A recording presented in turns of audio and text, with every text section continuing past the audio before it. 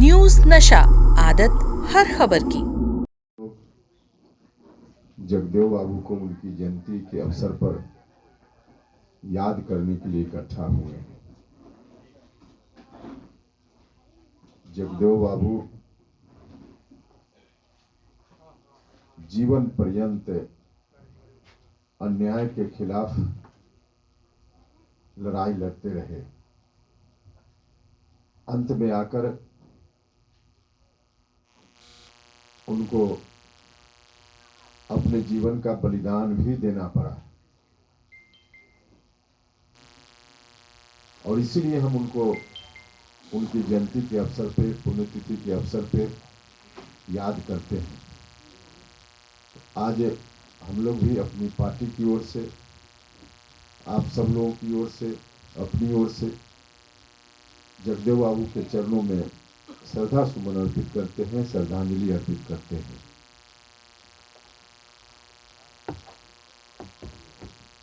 अन्याय के खिलाफ न्याय की स्थापना के लिए संघर्ष ही उनके जीवन का लक्ष्य था। अपने जीवन काल में उन्होंने बहुत सारे सपने देखे थे, कैसा समाज बनना चाहिए। जो भी उनके मन की परिकल्पना थी उसके अनुसार निरंतर जगदेव बाबू लगे रहे, इस बात की परवाह किए बिना कि इसका अंजाम क्या होगा। व्यक्तिगत रूप से परेशानी उनके समक्ष आती थी,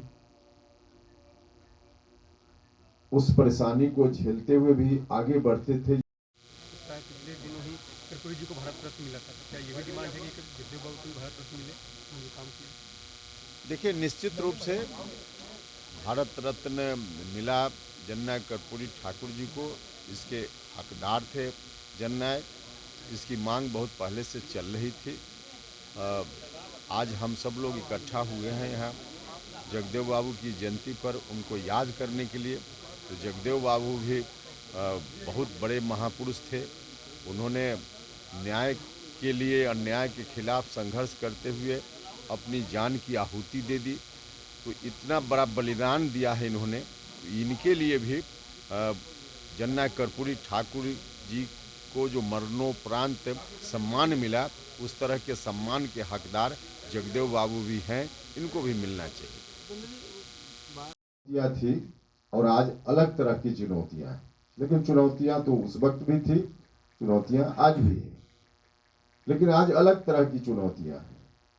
इन चुनौतियों से हमें जूझना है, लड़ना है और लड़कर के समाज जैसा जगदेव बाबू बनाना चाहते थे वैसा समाज बनाने में अपनी भूमिका का निर्वहन करना है और मजबूती से जितनी इस संदर्भ में अपनी भूमिका का निर्वहन हम सब लोग करेंगे, वास्तव में वही जगदेव बाबू के प्रति श्रद्धांजलि होगी, अन्यथा एक औपचारिकता महज बनकर रह जाएगी।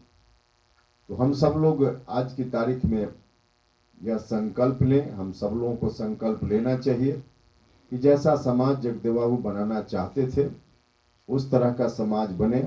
इसके लिए निरंतर हम लोग संघर्ष जारी रखेंगे। तेजस्वी बोल रहे हैं अपने कार्यकर्ताओं के गिरते हुए मनोबल को ठीक रखने के लिए, और कुछ मतलब उसका नहीं। बिहार में कोई खेला अब आगे नहीं होने वाला है। एनडीए की सरकार बिहार में नीतीश कुमार जी के नेतृत्व में फिर से बन गई है और 2025 जो चुनाव होगा लोक विधानसभा का, उस वक्त तक निश्चित रूप से यही सरकार चलेगी।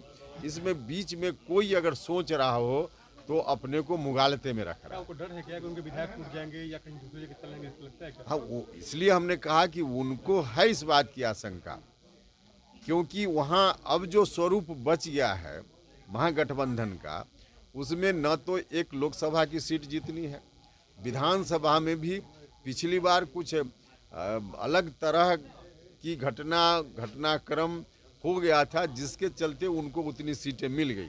इस बार बिल्कुल उस तरह का कुछ नहीं होना है। तो उस बार से भी उनकी सीटें घटेंगी विधानसभा में भी। तो इसलिए उनको लगता है, और फिर उनके जो विधायक हैं इस परिस्थिति के कारण लोग डरे हुए हैं, सहमे हुए हैं।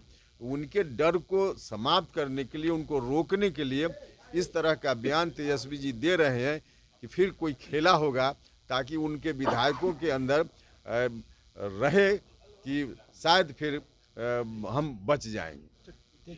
और आप हमसे जुड़े रहने के लिए सब्सक्राइब करें YouTube पर, फॉलो करें Twitter पर और लाइक करें Facebook पर। और ज्यादा जानकारी के लिए आपको टाइप करना होगा सिर्फ न्यूज़ नशा।